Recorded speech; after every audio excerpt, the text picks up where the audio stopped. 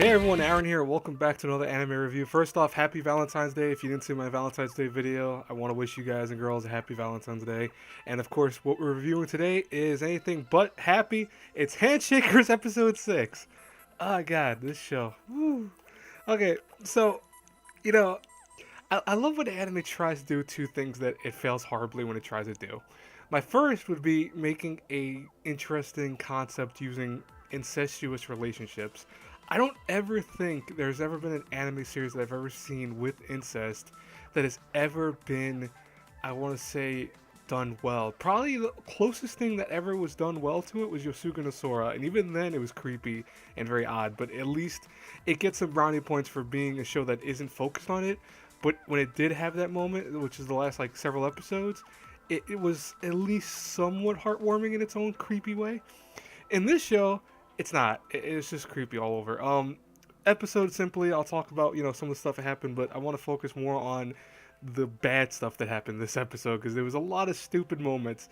So the card game goes on, of course, which is them using what's called team her team Masaru, was it Masarubi or Masarubu? I don't even know what the guy's name is. I forgot the it's not the main character, but the card game user. I forgot his freaking name off the top of my head. But anyways, he goes and sets the whole thing ablaze using his cards because apparently his ability in the ziggurat is to actually use the card game that he loves so much in lieu of also being combined with the cards of tarot cards that the sister uses. I know it's a little weird to explain, but essentially they combine both cards together and create this weird kind of almost situational based combat. It's very weird, and like I don't think they did a very good job of explaining it. More so they just try to show it. Like, so for example, when the sister draws a fate card and a death card, he combined it with cards from his own card game, which caused like various things to happen to the ziggurat, which really puts the team in a kind of dire situation because I want to say Team Gear because that's what they're essentially called, now have to deal with the whole fact that they can't really predict what's going on because everything is just really seemingly up to chance. At least that's what it looks like. Now, probably the most cliche thing ever is when they talk about the family relationship and why the brother and sister are in quote love with each other.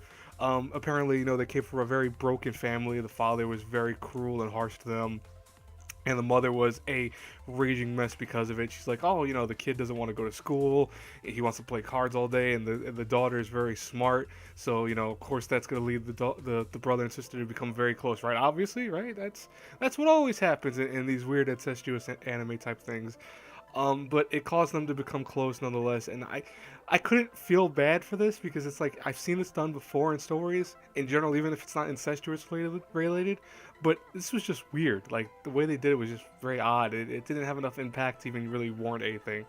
And then they kind of go back to the fight where you start seeing Katori actually realize, oh, this is what's happening, and she's pointing it out to him, saying, to move around in this direction. He's like, oh wait, how could you predict his moves? And then they show that apparently because she was playing him in a card game before, she knows that he uses his best moves right away. He doesn't actually use any weaker moves. He just goes out guns blazing, which is not per se bad to do all the time in like any game in general, but it also makes you very predictable. So it made it so she could predict where he was about to attack and what he was going to do.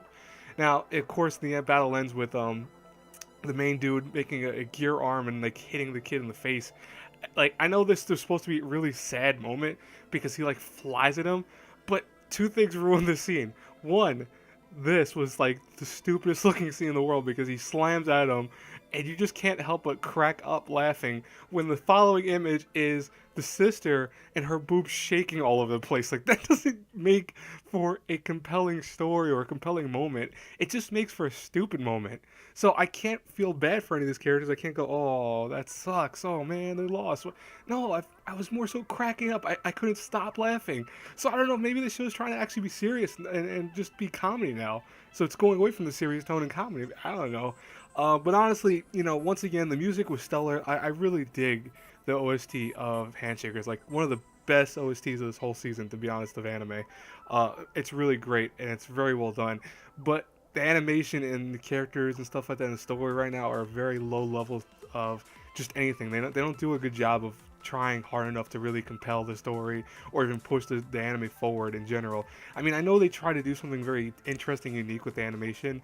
I just think it falls flat too often and it doesn't really work for the greater of the good of the show in general.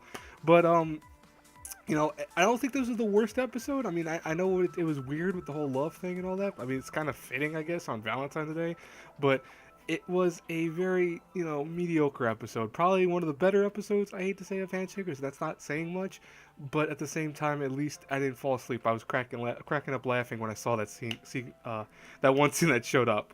Anyways, I do apologize. I'm a little tired, guys, today. Long day. I will talk to you guys later. Have a great, blessed day. I'll be reviewing, of course, Non-Baka when it comes out, so probably around 3:30 you'll see that. Or actually, no. It actually review will be up at 4 o'clock. The anime comes out at 3:30, so 4 o'clock roughly you'll see the anime review for it. I'll talk to you guys later. Have a great day. Until then, bye-bye.